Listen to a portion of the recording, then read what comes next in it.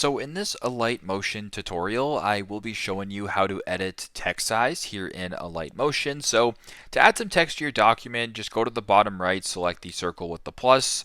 Then sort of in the bottom right again, it says text. Go ahead and select that.